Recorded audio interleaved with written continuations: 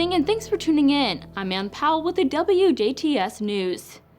2 Jasper men were arrested in connection to a credit card skimming investigation last week. 32-year-old Yasmin Alvarez Cordilla and 28-year-old Jose Rodriguez Martinez were both pulled over for expired license plates on January 24th. The men were detained for questioning about an incident involving stolen credit card information. Officers later executed a search warrant and located 9 credit cards using stolen identifiers. Police say the men used skimmers on gas pumps to steal the credit card information.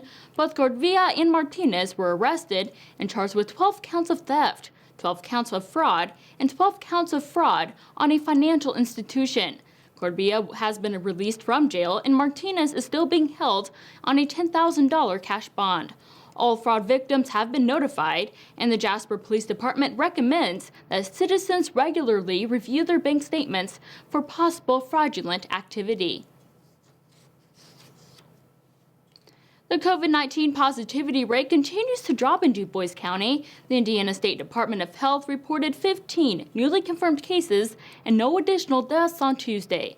This brings the countywide total of COVID-19 cases to 5,688 and 82 deaths since the pandemic began in March. The county's 7-day rolling average for all positive tests is now 6.8%. To see breakdown of the county's COVID-19 cases by age group and for more information, visit coronavirus.in.gov. The best way to protect yourself and others around you is by practicing social distancing, washing your hands frequently with soap and water, and to wear a mask. The Dubois County Health Department is asking for patience as they begin the next phase of the COVID-19 vaccination process. The COVID-19 vaccine is now available to individuals 65 years and older on an appointment-only basis. To make your appointment, visit ourshot.in.gov or call 211 if you don't have internet access. There is no cost to the individual, but insurances may be charged with an admittance fee. Please bring your photo ID and an insurance card if you have one to the appointment, and don't come before your scheduled appointment time. For the latest information about the county's COVID-19 vaccination process, follow the Dubois County Health Department on Facebook. A majority of Hoosiers who have signed up for the coronavirus vaccine are between 65 and 69 years old. The Indiana State Department of Health yesterday said that nearly 100,000 people over 65 have signed up for the shot so far, and 96,000 of them are within that 4-year age gap. Monday was the first day Hoosiers 65 years and older could sign up for the vaccine. There were nearly 750,000 people in Indiana who are over 65 years old, and public health managers say it will take time to get them all vaccinated. Indiana could increase its cigarette tax for the first time in over a decade and impose a new state tax on vaping liquids under a proposal being considered by state lawmakers. The proposal discussed at Indiana House Committee on Monday would add $1 to the state's current 99.5% per pack of cigarette tax. This backing of many health organizations and businesses groups as a way to discourage smoking and reduce Indiana's high smoking rate.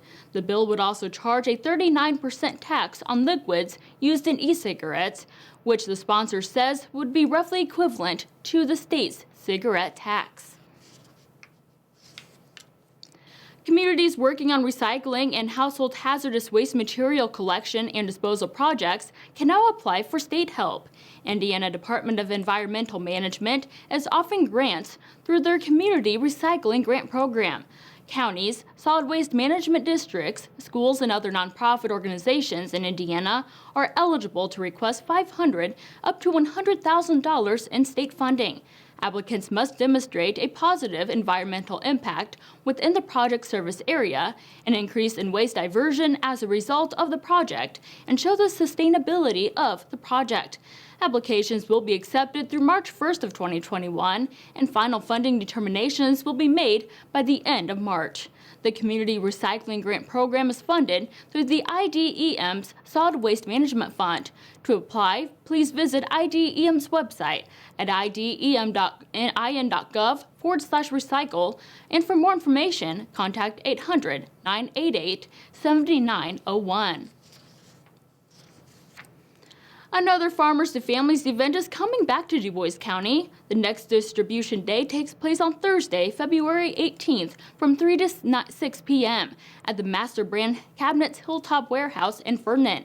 Volunteers will give out mixed food boxes with items including fresh dairy, produce, meat, seafood, and among other products, and fluid milk. The event is made possible through the FiberTech and Master Brand Cabinets.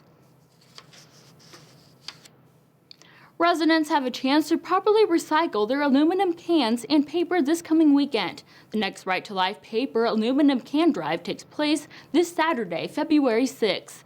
Those who live in Ferdinand and Daviess County can bring their items to their Tractor Supply Company parking lot in Washington. This is the main location for the paper drive and is open from 9 a.m. to 1 p.m. Other locations around the county will also be open from 9 a.m. to 12 noon, while Martin County residents can bring their items to the Martin County Recycling Center between 9 a.m. and 12 noon. Right to Life is also asking for volunteers, even if you can just volunteer for 1 hour.